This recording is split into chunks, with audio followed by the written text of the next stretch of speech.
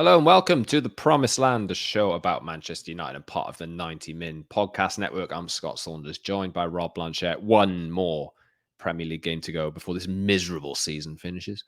Yeah. Although there's the prospect of an FA Cup final win over Manchester City on the horizon, or more likely a heavy defeat.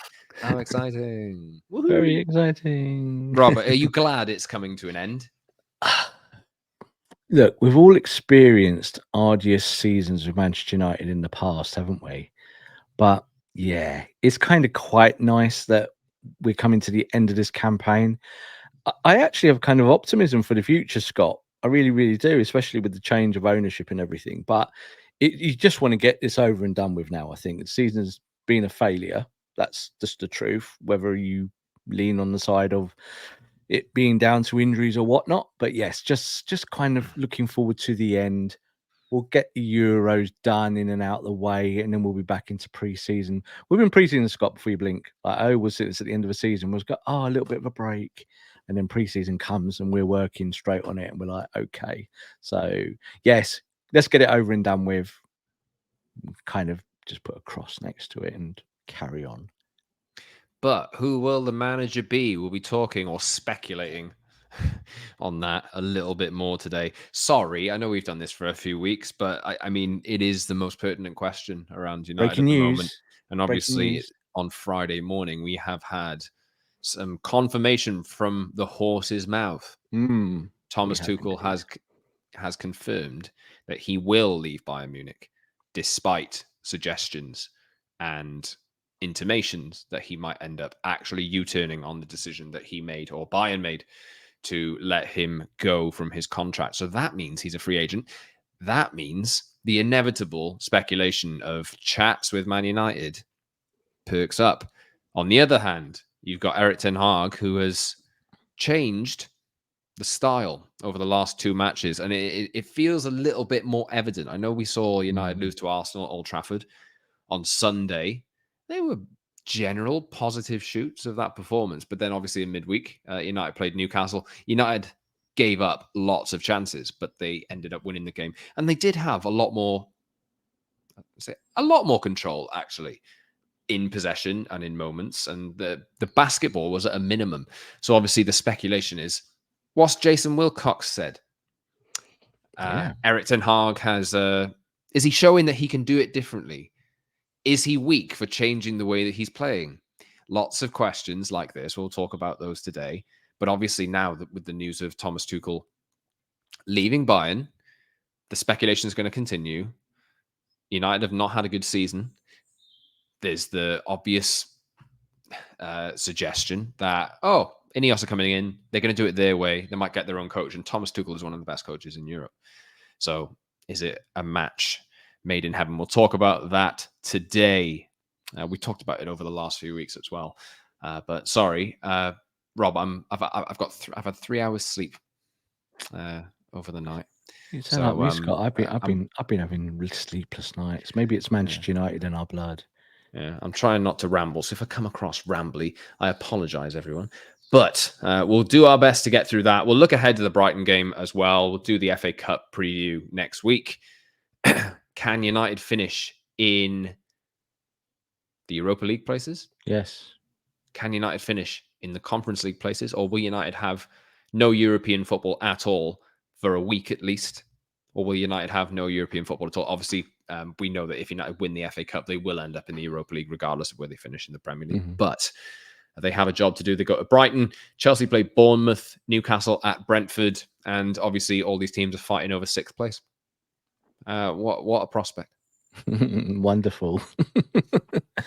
The battle for sixth. It's always a thing, Scott. That's where the drama is. That's what you want to be fighting. I know. It's always at the start of the season when we write the headlines and we do our predictions that you always hope that Manchester United are not in the battle for sixth. Like it's one of those things that you kind of cringe at. But here we are. This is the reality. This is what we have to deal with.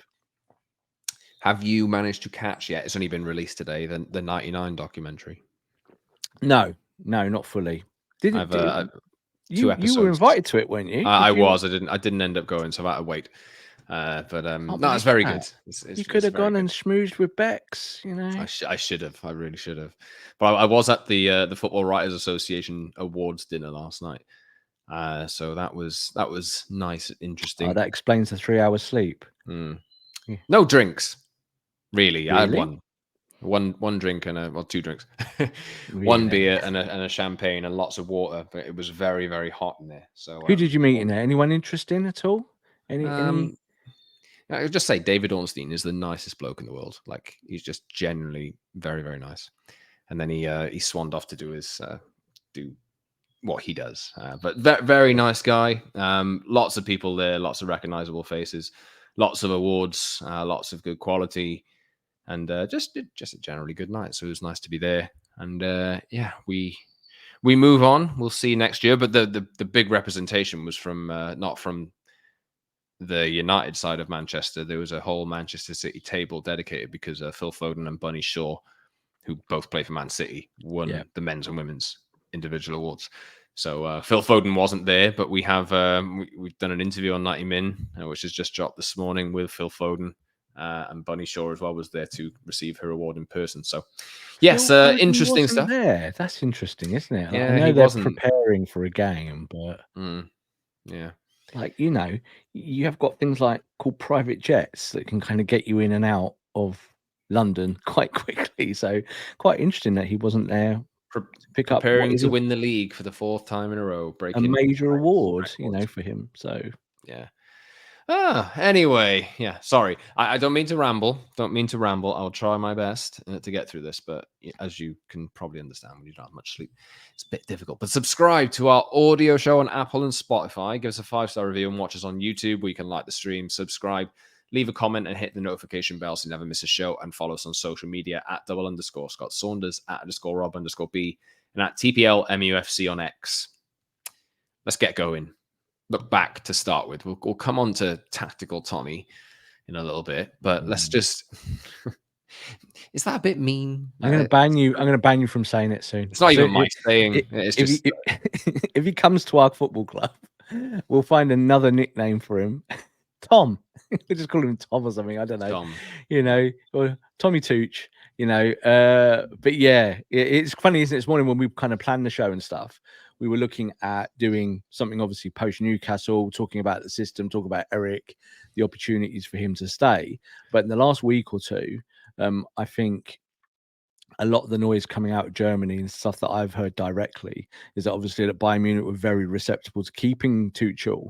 And of course, that will change this morning. Not that Bayern do not want Tuchel, but of course that Tuchel does not want Bayern. So that definitely changes the whole picture for us at our football club, because it's a different reality again, Scott, isn't it? It means that Ineos now have another option that maybe they didn't have 24 hours ago. Like I said a few weeks ago when we first talked about this, I think he wants this job. I felt like he's wanted this job for a long time, and I don't want to I'm sure he loves Chelsea, even though it finished in relatively difficult circumstances. But I think the job that he would like, United and Liverpool are just prestige-wise, still levels above, aren't they? So it would not surprise me at all. But we'll talk about the benefits of Tuchel and the benefits of keeping Ten Hag. I know that people who listen to this and watch the channel are quite split on it, as generally the United fan base are. But obviously Ten Hag is arguably, well, in a lot of people's minds, dropped the ball this season, or just kicked the ball at one side of the pitch and just watched it come back at him, over and over again. That's his decision. Obviously, he's not had the support the entire time.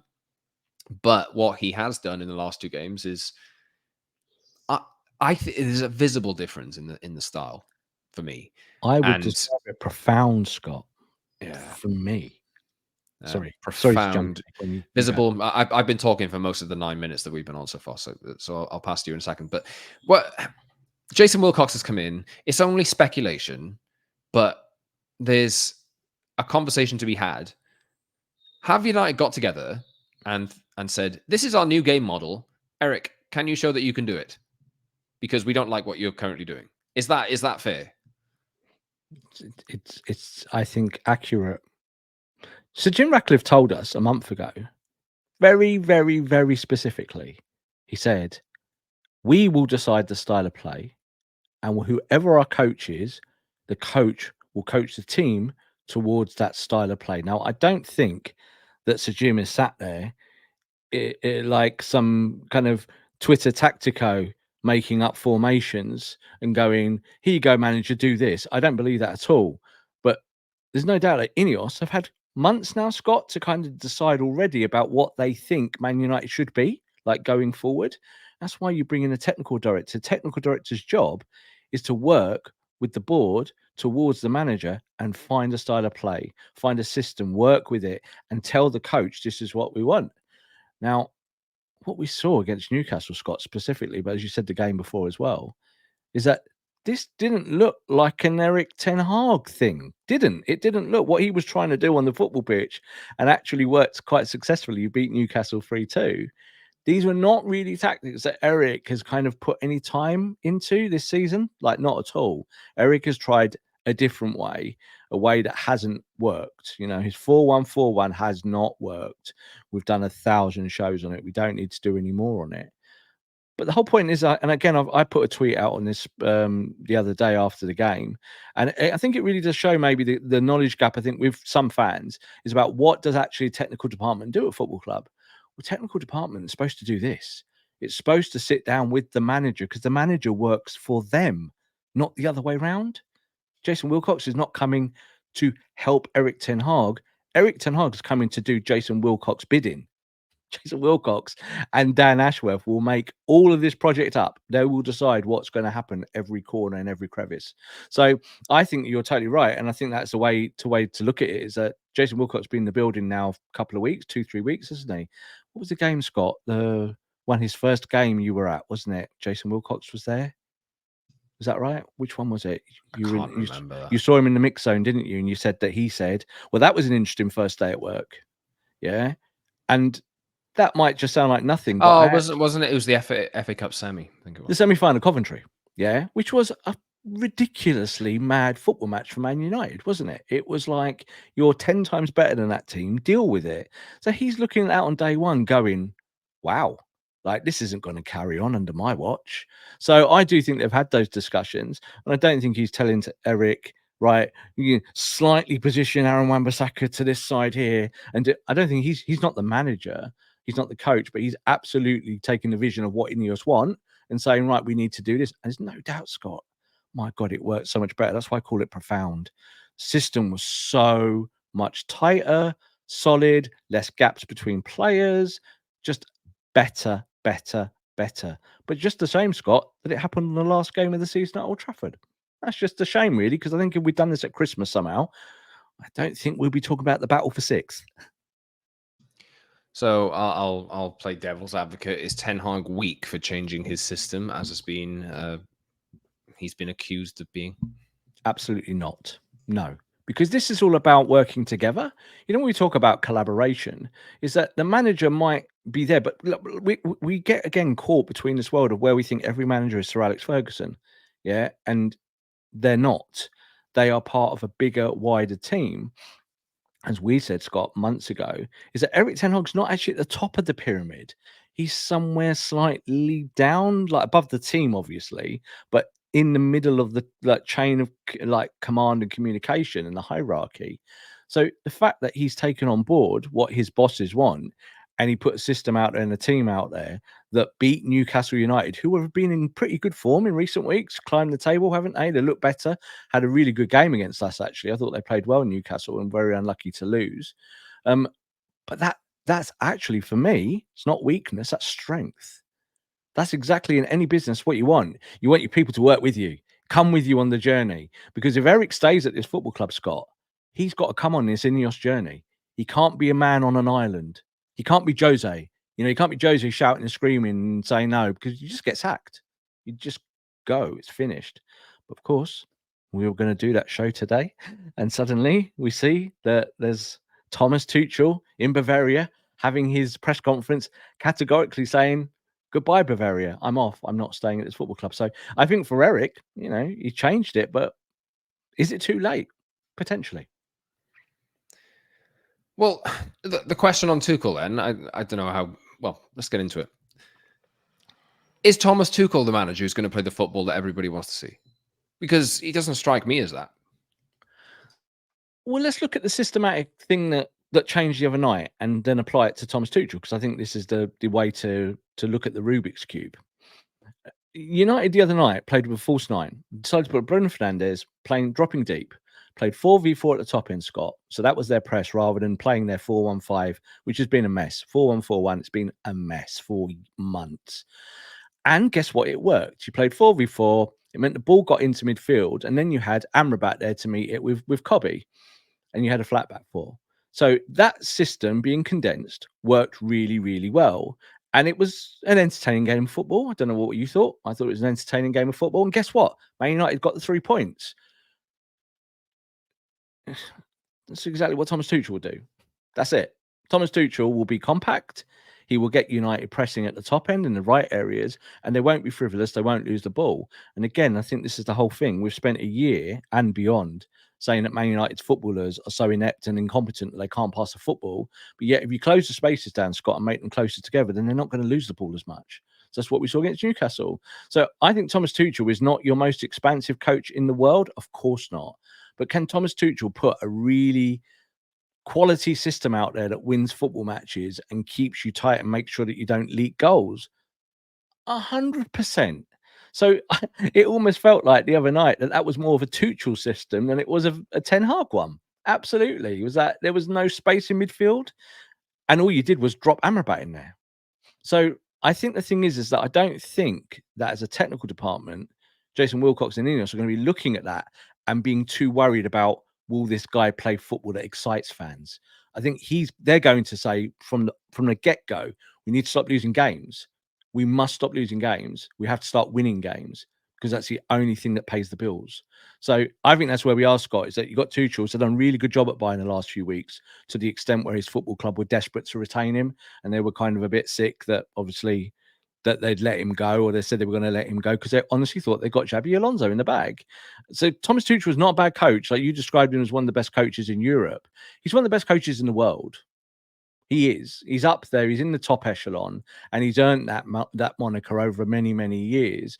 And I think for Ineos, that's the decision now: is do you stick with the guy who's failed for a year and hasn't done what maybe you'd expect him to do, or do you go with something new? And I think new shiny toys do excite new boards. Like it's just the nature of the game. But it's not a coach where you're taking a risk on his CV. It's someone that you kind of know what his body of work is, and if he applies that to Manchester United, then it's kind of it's like buying that one player, Scott, that changes your team. You know, that actually can just come in your team and do these 10 things that all your other players haven't done. I mean, Tuchel might be seen as that, as a replacement for Ten Hag. We did say a few weeks ago when we last talked about Tuchel as well. Obviously, the difference really with Ten Hag is he's essentially made his mind up on a few players already. Absolutely, yeah. Talking about Sancho there, really, you cannot see a way back for Jadon Sancho in any case. And I understand that there's fans out there that still look at Jadon Sancho and think, I'm not forgiving you for how you behaved, regardless of who the manager is. I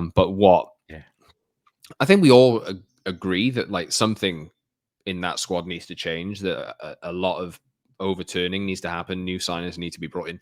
But Tuchel bringing him in strikes you as the maybe the one coach out there at the moment really who can work with the most tools that are currently there. Definitely. And I think I said a few weeks ago, you only really need three first team 11 signings if everyone's fit. Yeah. To be like, okay, United should be playing in the way that Tuchel wants to play. They should be like, pretty solid, and you should see a drastic improvement, because United should not be the 8th worst team or 8th best team in the Premier League, but also were they the 3rd best team in the Premier League last year? I don't know. Maybe they're somewhere in the middle, but like if you can continue adding what you need to that 11, they should be in the top 4 conversation. They're rich enough to do it, even with all the PSR issues they have.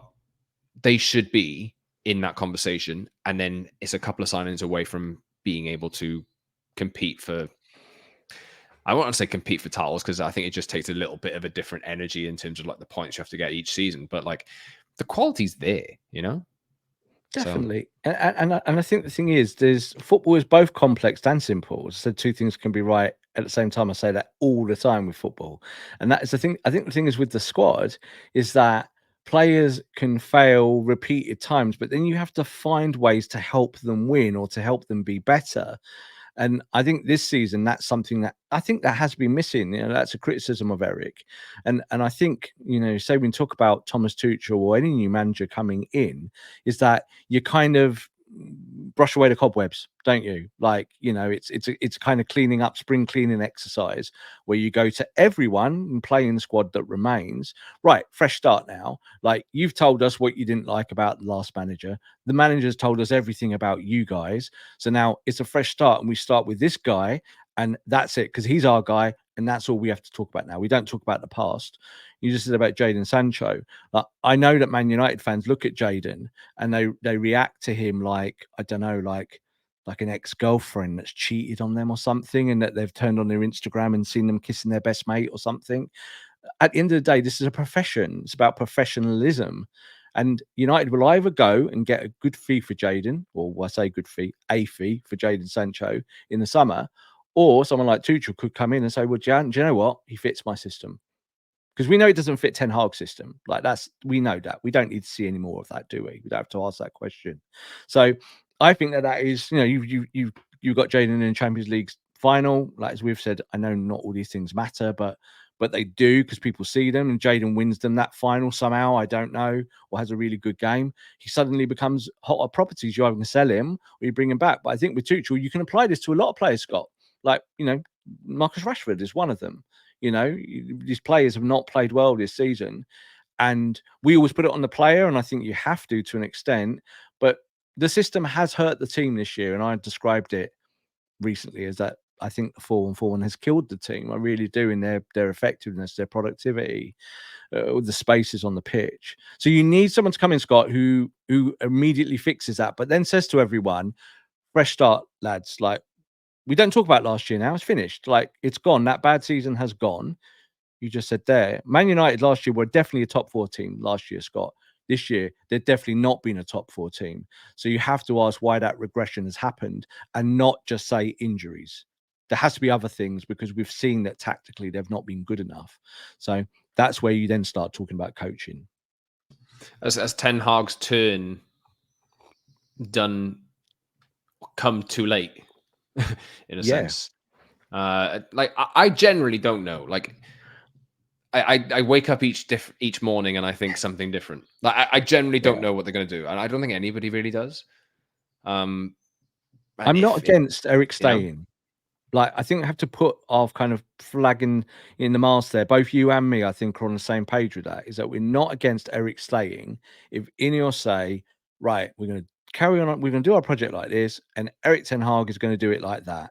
And I think if Erik does it like he did against Newcastle, Scott, and can turn that into a year's worth of football after the summer, after pre-season, then I'm with it. I'm down with it. Otherwise, I'm not. And it's as simple as that. It's a business decision. You either set the team up properly to play proper football. If you carry on playing 4-1-4-1 transition and leaving the midfield open, then there's no time to carry this on, because it just means you'll get sacked anyway somewhere down the line. So that's why I think Tuchel does become maybe the attractive proposition in this scenario, even though, like, he doesn't play the prettiest football in the world. But you will absolutely get United winning games, I think, and playing more sustainable football. And then, Scott, you can look at it like, say, a 2-year project with Tuchel. You could say, right, in 2 years' time, then we evaluate where we are, 1 or 2 years, and maybe if we want a more expansive style of football and we don't think Tuchel's the guy, then you do find that coach who does. You can groom the next coach. You can look to Kieran McKenna maybe down the line and say, oh, he's more progressive. He's more, you know, he does things like this, and he's had a year or 2 in the Premier League. So now we go to that manager. It's almost like players, isn't it? Like, you don't buy a player, Scott, just to keep them for 10 years. Like, you buy a player to help you in that year and the following year and hopefully beyond. It's the same with coaches, really. And I think someone like Thomas Tuchel, there's no one on the market at all who has the outstanding kind of CV that he does and the experience. And like you said, I think he's desperate to come back to the Premier League. Like we've heard this directly from his camp and beyond, that he just loves England. He'd love to be back in England. I know with Chelsea, say he loves Chelsea. I think he loves London, and that's always the thing. I think a lot of people come to England and they fall in love with London, and that's why they stay or want to stay. Jose Mourinho is definitely that kind of person. Manchester may be a little bit different, but United can offer him other things, can't they? Certainly in terms of stature and grandeur. And if he's the guy that gets United winning, I always say this, it's again another very seductive thing for football people, that you can be part of that story of Manchester United and you can get them to be a winning entity again. That's another big tick on your CV in the future if you do that. You did say earlier Bayern want him to stay, and I think that is the case. But he has literally been their sixth option, and they have tried and failed trying to attempt to bring other managers in after initially making the decision that he wasn't the right coach for them. So, I like him. I think he's a good coach. I've never really thought of him as like the perfect fit, but in terms of like where United are now, now feels like a better time than it's ever felt to me. But I agree with you on the 2-year thing. Like, even if he does come in and United do decide to go in that direction, I don't feel like it's going to be a Klopp level stint or anything like that. I feel like there will be some point in the end where it's going to turn sour, and I don't know if that's the right approach. So, like, it's really challenging because I just don't know what the right answer is. But I suppose I have a little bit more confidence now that United are employing people that know what they're doing, and I'm going to trust in the decisions that they make instead, rather than trying to, United have run for the last few years. I think people are just so done with that decision-making process that we're just glad to see that there's football people actually coming in to make football decisions.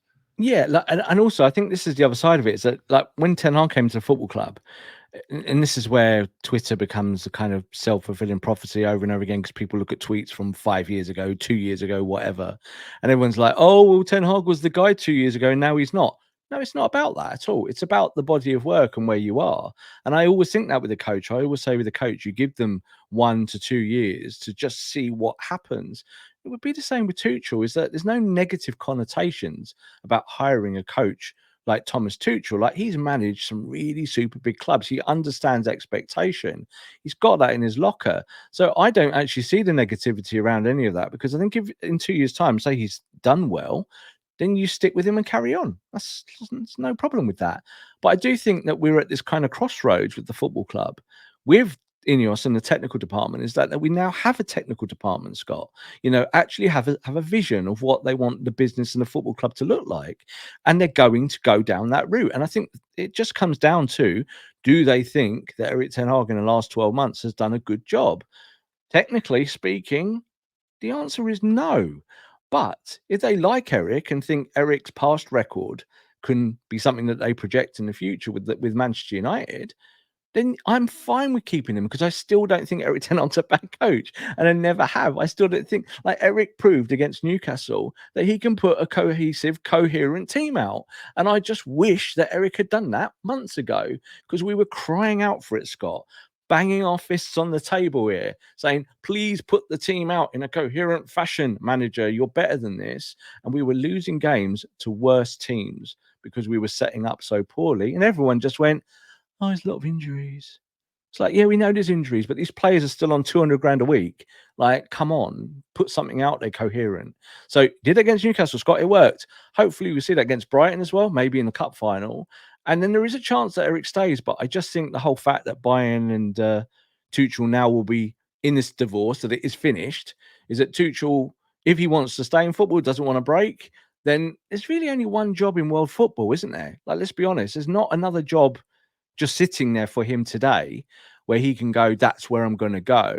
Like Chelsea sacked Pochettino, which they won't do now. Then you could have envisaged Tuchel back at Chelsea, maybe, or say Spurs or someone like that. If Ange was going out of that football club, that's quite funny, isn't it?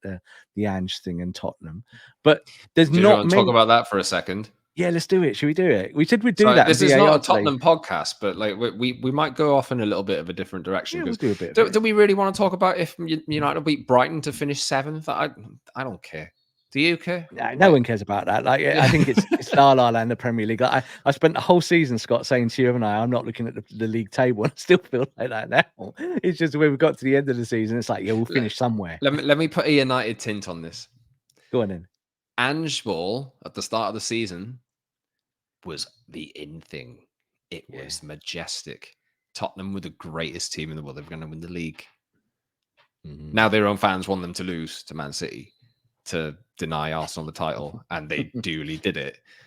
Is Ange, like, you know, Ange and Tottenham seem to have turned on each other. So I'm bringing the United lens to this. Is Ange a contender for the United job? Oh God, no.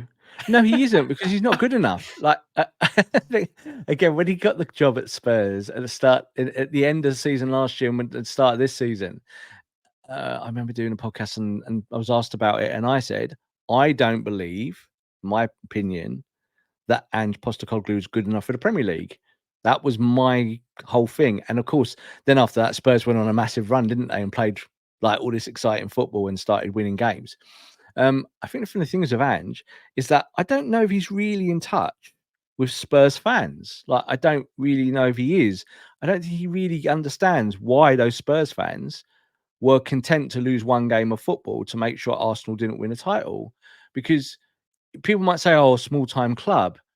Well, if United had to lose a game to make sure Liverpool didn't win the title, to then not have it rammed down our throats for years in the future by Liverpool fans, I kind of sympathise. I really, really do. But I think Ange he come out quite hard, Scott, didn't he? Like, oh, I have to reevaluate stuff. No, you don't. Go home and shut up. You know what I mean? Just get it. Understand what you're a football fan. We're all football fans. We all do understand that. Just keep your gob shut about it. But he couldn't, could he? And he was just like, oh, no, I've got to have to reevaluate stuff. And said, no, it didn't. No. Just go again next year. No, but I think what he was talking about in that instance was that there were suggestions from inside the Tottenham camp that they wanted it wouldn't be the worst thing if they lost that game. Yeah, but so if that's the case, the fans can have an opinion, but if your own staff or whoever it is, it's not been confirmed. If your own staff are joking about not going out into a football match to win, is that not cause for reevaluation?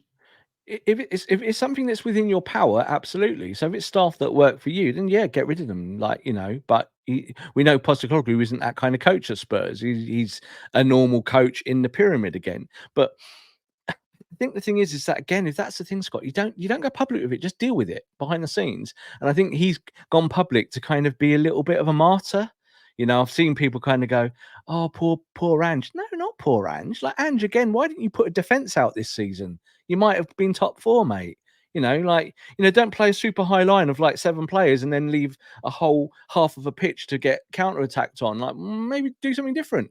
This is why I've had less sympathy for Erik at Man United. It's like, it's your choices, these things. So I don't know, with Postecoglou, like, I got why Spurs fans didn't feel so bad that they lost to City. But do you know what? I thought Spurs played quite well. Spurs played well in the game. It wasn't like they laid down and died for City. City are 10 times better than Spurs. So you did expect Man City to win that. And obviously now they're only a game away from winning the title again. 4th time in a row. How do you feel about that in a United sense? I feel nothing. Feel zero. I'm more bothered about Man United business on a day-to-day thing as a football person. That's what I'm invested in. But at the same time, I think City have won all of these titles, and I think there are questions about how they've achieved that in their project. And I do hope that that comes to pass, and eventually that is someone official somewhere sees that. And if that's the case, because I remember reporting on this, Scott, 10 years ago. Like, this is not new. This is stuff that's been going on for ages about sponsorship and one thing or another. Then maybe, just maybe, they get those titles taken off them. But I'm not relying on that. And I don't feel as passionate about Man City as I say I would do about Liverpool. I'd be much worse for me if Liverpool win the title this weekend with Klopp in his final game. Like, we'd all have to go and emigrate and get out of the way. We don't want to see this. I don't want to be part of it. But, you know, City win their 4th title in a row. It's a little bit like, oh, well done. At least you didn't win the treble again. It's kind of like that. No, I don't feel a lot about it. And being honest, City, I think, probably are still the best team on paper, and they still go and do it. You just been to an award ceremony with Phil Foden, winning that title. He wasn't there, actually. Winning that award that he couldn't be bothered to turn up for. It's okay. Like, I still look at Man City's team and I think that they are still the best football team. It's just, again, the questions around all the other stuff, which we won't go into, because I know Man City have been getting very upset about that recently, and kind of putting stuff out there that they don't want to be called. Apparently that wasn't true. Exactly. So it's kind of like, it's all very up and down with it. I think with City as well, is that they don't want to create more noise around that. They really don't want to kind of, because eventually they are going to have to stand up and have to answer the charges that are obviously still there at the moment. So you want to talk about VAR as well? Sorry, we're going off in a different direction here. Would you really like us to talk about the Brighton game? Rob, do you think United will? Where do you think United will finish in the league? And we'll just maybe park it here. We'll talk about United. Like, I think United are going to be. Yeah, I think United are going to finish in the top 8. I think that's guaranteed already. Then I'm right. So there we go. Yeah, you are right. Yeah. So we're going to finish in the top 8, and I'll be all right with that. Like, you and me have both talked about the Europa League dance. Like, if Man United beat City, I am not going to be celebrating that. Oh, United are now in the Europa League. No, it's good that you've won the cup, but I'm not going to be. I don't care about the Europa League. I just cannot care about it, and I don't care about the conference. I don't care about any of those things. I want to be in the Champions League, or I'd like Wednesdays and Thursdays off. Thank you very much. That's how I look at it. So we're not going to be in the Champions League. We're going to be in the top 8. That's the Premier League on. I think our audience, Scott, as well, quite like us talking about other subjects, because we do talk about it anyway, don't we? In our other guises, we do talk about Premier League matters and European matters. So it's quite nice to inject a little bit of it in there. And VAR has been a big topic this week. Let us know in the comments if you've made it this far, or in the reviews if you don't like us talking about other wider topics and at the clubs, because this is a Man United podcast, obviously. But the big VAR news this week, I hate talking about VAR, I really do. But in this instance, the fact that whether it's keep it or kick it, I don't mind this conversation. It's the granular, like, analyzing of every single decision that really gets on my nerves. But do you want to continue with the granular analysis of every single decision with video technology, or should we just get rid of it and then have everybody lose their minds when referees get decisions wrong, and then they go, why did we get rid of VAR? I can't believe it. Like, we put VAR in for a reason. Maybe I've suggested which way I lean on this, but what do you think? I have been always very pro technology, always. Again, I did an article 12 years ago called Techno Football. And what it was about was about technology is catching up with sport. Sport is embracing technology. How can we use technology best to get correct decisions? I think it's absolutely clear, Scott, in the last 12 months, especially in the Premier League, is that the PGMOL have not done that successfully. They've turned VAR into this flag for people to wave when they don't like stuff. And we are so good at that in Britain. And as I said the other day privately to someone, but I'll say it here, I can just imagine us getting rid of VAR and the rest of the world still having it, and it will be like Brexit. And it's just, we can't do this. We can do it better. We're the purest form of what, and it's like, oh, Jesus, like what? So with VAR, Scott, I think it does need tweaks. I think it does need to be looked at. And as you described it there, kind of the granular kind of exploitation of what is a rule and how do you interpret it, I think that has to stop. I mean, that has to stop because it doesn't help the game. I remember countering something that Gary Neville said when VAR was introduced. Gary Neville said, if it takes 3-4 minutes to get to a decision, then he was all right with it because it's about the right decision. And my side of it was that I want the right decision, but I think within a time frame that if you don't do it within, say, a minute, then that you have to go with the on-field and you leave it. I'm absolutely cool with someone at a video monitor going, it's not clear on a monitor, so we're not making a call. What we've got instead, Scott, is that we get referees making bad decisions and then VAR going, we can't help. Sorry, You know, like we can't help. And then you've got other sides where there'll be a handball in the box and the referee will say play on, and VAR will suddenly go, oh, hang on, rule 794342 says player hand out here in unnatural position. What they need to do, Scott, is they need to change the rules to make VAR easier. So, as you said, the VAR debate is not really a debate. I think it's more of a case that you just need to use technology correctly. Years ago in the NFL, Scott, they had video replays and they got to that point where they stopped and went, well, you don't want to do this. It's slowing the game down too much. And then they introduced technology in a more sympathetic way so you can use it. And now it runs in the NFL fine. And it's the same with rugby. It's the same with cricket. If you said to people who love cricket 20 years ago that they would have cameras in stumps, they would have laughed at you. And a snickometer, people would have gone, what? That you can't have. That's not pure. That's not cricket. If you get the technology right, it's fine. And no one moans about it. No one moans about goal line technology, do they, Scott? Because it works. And I think automated offside has proved in Europe this year that it works. So, like, use it. It takes 15 seconds to get a decision. And that's all we need. I think it's just that we're getting offside decisions that take like 4 minutes.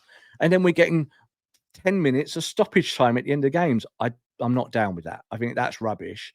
No one should be hanging around for a decision. I think it all should be done well within a minute, and if not quicker than that, because we all see it and we all know it. We see the replays ourselves, don't we? Within that time frame, we know that the decision is wrong. So I think that's what we need, and we need the PGMOL to be a little bit more, put some more leadership into it, because I really do think that a few of those guys should be resigning. I think they've made such a big mess of VAR that really new people should be doing it. They shouldn't be doing it. It's jobs for the boys, really. I think that's been evident in some of the video or like audio analysis that's come out, that's been leaked out, and frightening. Like, it's for, like, do you know what we talked about this before? But when you hear the audio analysis, it's 4 people shouting at each other. And I know that they have to do it because it's on pitch, it's loud, but there was no clarity. That doesn't happen in rugby. When rugby are talking about it, everything stops. The referee talks and we hear it to the person in the video replay. They talk back and it's calm. Yeah, you get the right decision. Football is like, it's like they're the players running around like nutters going, oh, look, you know, oh, is that handball, mate? Hang on, stop the game. It's like, it's that cannot be like that. I don't know how they put the product out there, VAR, and thought that was a good idea of how to do it. PGMOL said to us 2 years ago that they're setting a high bar. I don't think they've set a high bar. I think they've set a really low bar. And then they're trying to live up to it because English football needs this rough, tough kind of mentality, and that we're not going to let technology get in the way of that. No, just use it right. And then let's see what happens. So I think that's where we are. I think it's really interesting that Wolves put that motion in, Scott, to say that they want to get rid of it, because I think, you know, 2 or 3 years down the line, Wolves might be getting relegated on a VAR decision if it's not given correctly. And that might lose their football club hundreds of millions of pounds. So I'm still pro VAR, but I do absolutely recognise that it needs to change. 100%. Like the VAR we've seen this year has been absolutely unacceptable. Yeah, I mean, I think they introduced the word, maybe to their own detriment in the end, clear and obvious. And it's now like they've moved so far away from clear and obvious that every subjective decision is taken minutes over deliberating, and it just doesn't benefit the game at all. They looked at how it's been implemented in European competitions, in international competitions, in other leagues, and they've gone, no, we'll do it our own way. We're the best. Now they're bringing in automated offsides finally, after years after they probably could have, after they got the Luis Diaz decision at Tottenham wrong, which was one of the worst things I've ever seen in my life. But it's that thing. I said this on another show yesterday, Rob. You said there about giving a time limit on decisions. If you can't see that something is clearly wrong within a couple of replays, it's probably not that. Yeah, not that. And it's deep. cool. It's fine to say you can't tell, and that's what's not there, isn't it? Inconclusive. Like if it's inconclusive, it's inconclusive. That saying that, Newcastle should have had a penalty when Sofian Amrabat trod on Anthony Gordon's Achilles in Wednesday's game. But can I address that? Because it absolutely was. It was a penalty, wasn't it? But the replays were not clear and obvious. The replays were not, until you saw that his sock had been ripped. But you can't use the sock being ripped as the reason for it. If you can't see it in the replay, you can see them coming together and you can see that he clips him. But you see it on like the 10th time. Like, I watched it loads and then convinced myself that it was a penalty. So that's exactly where VAR doesn't have to have this duty of care to get everything right. You can look at that and say, well, that's close. Do you know what I mean? It's supposed to be clear and obvious, like where someone trips someone or pulls someone down. How many times have you seen this year, Scott, like especially in the box, where a defender wraps his arms around an attacker and pulls him to the ground, and we're getting told that's a coming together? It's not. It's a foul. So I think this is where VAR needs to be a little bit more clear. I was going to say to you, Scott, shall I give you my kind of 3 tips as to what VAR can do to just fix all this? Go for it. Do you want to hear it, or do you not want to hear it? Yeah, we're on it. Let's do it, right? So let's do it, and it's all real clear stuff. This is what I would do with VAR if I was the boss. Yeah. So we're going to go to daylight rule next year.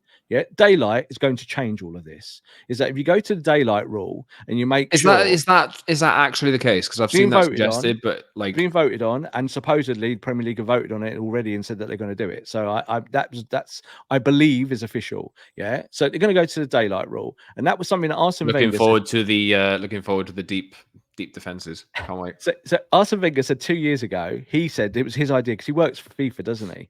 And he said, go to the daylight rule, because we used to have that 20 years ago when I was a kid playing football. It was all about daylight. When someone looks along the line, it was all about, is there daylight between the two players, the attacker and the defender? I think if you go to that rule, it makes offside so much more easier for people to kind of understand that it's not just an inch. It's about, is there space between them? Now, it's still something that you have to measure, but it's better. It means the attacker has got the advantage. Go to the daylight rule. It'll make it easier, especially with automated offside. That's one thing I would do straight away, right? I think that's a real quick fix to get quicker decisions down the line. I think when we go to the referee and about talking about serious foul play, I don't want VAR to make the decision. I want the referee to go to the screen. I want the referee to go, that's a foul, sliding tackle. I need to go to the monitor to make my decision. And what we're getting is a bloke at Stockley Park telling another bloke on a football pitch, you got that wrong. So what we need is a referee to use a monitor. This is what we thought VAR would be, is that referees would go, that was a close call, I'm just going to go double check it. It's what we see in other sports. I think that's a real quick fix. The other thing that you can do, Scott, is that you can have a timekeeper, right? So none of this nonsense anymore with the referee with 2 watches on, because that's what they have. Yeah. Keeping clock. And then we get 10 minutes into it. And we get 10 minutes of injury time. It's not injury time anymore, is it? It's just stoppage time. Is that if you stop the game during injuries and you stop the game when there's timekeeping error, when we get to a point, it's what other sports do. And then sometimes you can even put some time back on, Scott. Like if someone's wasting time, the time you can put the time back on, like you see in basketball, then it works. If you do those 3 things overnight, VAR gets fixed by 90% for me. And you get no more 10-minute stoppage time. And we're all in grounds going, where's that come from?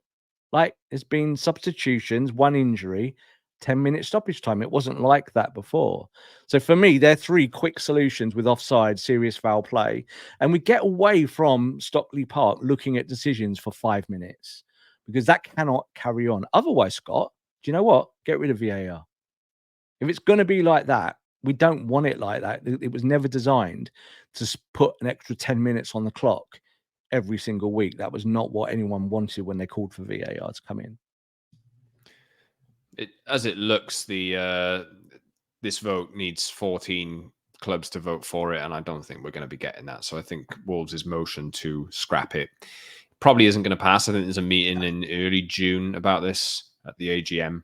Mm-hmm. And yeah, it doesn't look likely. I think there's other stuff that will be voted through at that point as well. The new rules around PSR and all that was suggested a few weeks ago.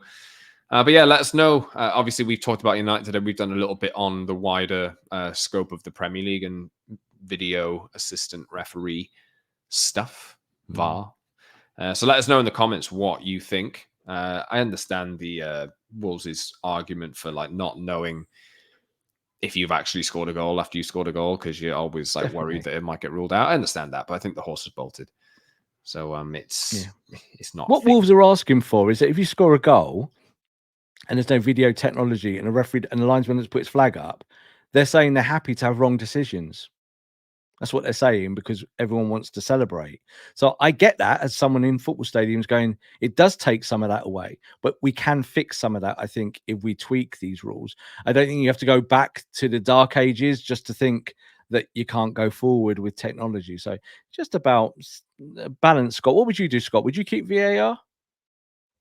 I know you hate the topic. Absolutely. I don't like the granular how we have to chat about it every week. There's one thing from every single game. Like it should be. You can argue that we talk about it more nowadays with video assistant referees, absolutely, rather than what we did back in the day. But people forget just how much we talked about it when VAR wasn't a thing. Like it was incessant, so annoying. Like it was honestly, like just cast your mind back a few years, it was completely different. And the moaning about corrupt officials and this, like, and all of this stuff. Every game. Like I spoke to Harry yesterday, Arsenal fan, still talking to this day about when Rooney dived to win that penalty and Arsenal to break the 49-game unbeaten run 20 years ago. And that's not the only thing. Like, to me, I think it's implemented wrong. I think the people who are operating it need to buck up their ideas or leave. And you need to change the rules to just make this something added to football to enhance it, not something that you obsess over. And it just irritates me. It really does. But like, I know if VAR is implemented properly, it can be a good thing. Definitely. Definitely. But we're not there because we don't operate like that. No, and you have to look at what VAR should be for today. I was there, Scott, the day that Didier Drogba was 2 yards offside, scored a goal for Chelsea at Old Trafford, and they won the title. You know, people forget that Man United lost the title because of that. I was there, and I could see it was offside. I couldn't believe it. To this day, I cannot understand how that was not flagged because he was so offside. So, like, people forget that because you move on, don't you? But as you said, like, us working in this industry 10 years ago, Scott, all we talked about every single game was corrupt referees. Is the referee corrupt? And I was like, it's wrong because referees are not corrupt. Funnily enough, Scott, VAR was brought in because referees asked for it. Referees said, we need help to get these decisions right. So what we're going to do now, just take it away from them because the administrators like the PGMOL have got it seriously wrong. You know, I was always thought as soon as the PGMOL said that they were going to do it different to the rest of the world, I knew straight away it was wrong. I knew straight away I was like, this is going to be a mess. Again, it's the Brexit analogy, isn't it? We can do it better than everyone else. Well, maybe you can to an extent, but it doesn't mean it's what's right. And I think in Europe, automatic offside 2 years ago was voted out by the Premier League. They said, no, we don't want to do it. We think it's wrong. And in Europe, it's worked so well. Now we're having it. They voted for it. It's coming in, isn't it? So I think automated offside next year will make a lot of people feel better because we'll know very quickly if these decisions are right or wrong. And we do want offsides to be right, don't we? Surely, like in football matches, because that's the biggest thing in football, I think, is like the wrong flag. And we still need, I think, some of that protection because it's so easy to get those decisions wrong. But just those tweaks with VAR and having a daylight rule, I think that makes a big, big difference. We need to test it and trial it and start it next season. Please leave your thoughts in the comments. I know we've done a section of about 15, 20 minutes here on not specifically United. But yeah, and like I say, let us know if you've got this far and you don't like it or you do like it and you want to hear more wider topics, then just let us know and we will adjust accordingly moving forward. But obviously, we'll cover everything, Scott. Yeah, that's what we'll do. Spend most of our time mulling over United, but it's the end of the season. Brighton away at the weekend. If they don't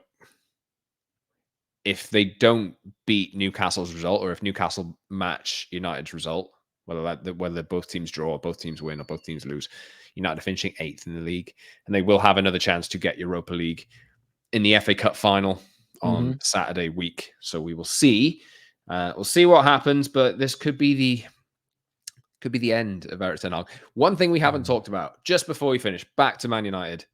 What did you think of Erik Ten Hag's speech? I thought it was really good. I was really good because I think it showed a determination and a focus that I haven't seen every minute of the day in this season. Like, I know this season he's been challenged with a lot of things, and I think he's got a little bit monotonous with his answers, but I think we kind of know that's kind of who he is. Not kind of criticizing him too much for that.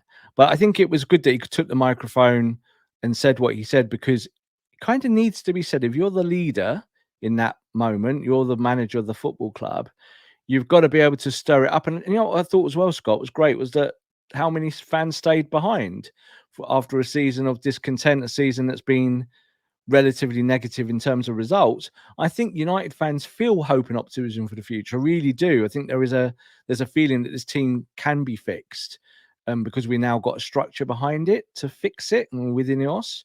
So no, credit to Erik for that. I think you can also look at it this way, Scott.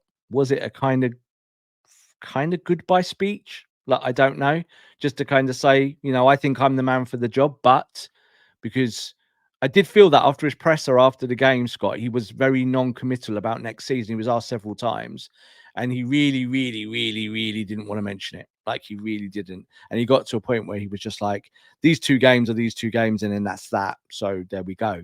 So I don't know, Scott. What do you think? Do you think Erik will be the manager next year? Do you think it was a little bit of a farewell speech? I touched on it earlier. I really, really don't know. But I think what you just said there is definitely some credence to it. That struck me as well. But he was not the only person to obviously say goodbye, goodbye in quotation marks. Anthony Martial and Rafa Varane are leaving. Yeah. We'll talk about Rafa Varane in a little bit more depth, maybe on another show. But he is obviously, I think he might even feature before the season finishes. So maybe next week we'll discuss about him. But he could even make the bench, I think, for the Brighton game this weekend. Yeah. And imagine one image of him. The image of him on the pitch. Did you see that? Yeah. The image of him afterwards. I don't know if people see that. Go and have a look it up if you haven't seen it. That did touch me, because I think the thing is he did have an ambition to play for Man United, and he has. And it was interesting that everyone had gone home. He stayed at Old Trafford and went and sat in the centre circle long after everyone had left and just sat there. And, we always criticise footballers, don't we, for being highly paid and not caring. I think that moment shows you that even these highly decorated footballers, they do care. And just to sit there in the stadium on his own in the centre circle, I think that kind of touched me a little bit. Yes, as I say, we'll talk about that in a little bit more depth. Maybe we'll go through the squad audit that everybody seems to be doing later. We have to do that show, don't we? Everyone's doing it. I'm sure people want that. We've been asked for that in previous weeks as well. So that will be coming up. United's last game in the Premier League is coming up on Sunday. We'll be back after that to analyze it, digest it, look at the VAR decisions, probably all of that. I don't know. And then one other game, the FA Cup final, but we'll be back before that, obviously. From Rob and from myself, this has been the Promised Land podcast. Subscribe to our audio show on Apple and Spotify and give us a 5-star review as well. Watch us on YouTube where you can like the stream, subscribe, leave a comment, and hit the notification bell so you don't miss a show. And follow us on socials at @_ Scott Saunders, @_Rob_B, and at TPL MUFC on X. And from Rob and from myself, thanks for listening, everyone. Let us know. Get the feedback in the comments section. Do you like when we talk about non-Man United stuff? Or Tottenham and stuff? It's all football. But let us know, and we'll see you soon for another one. See you next time.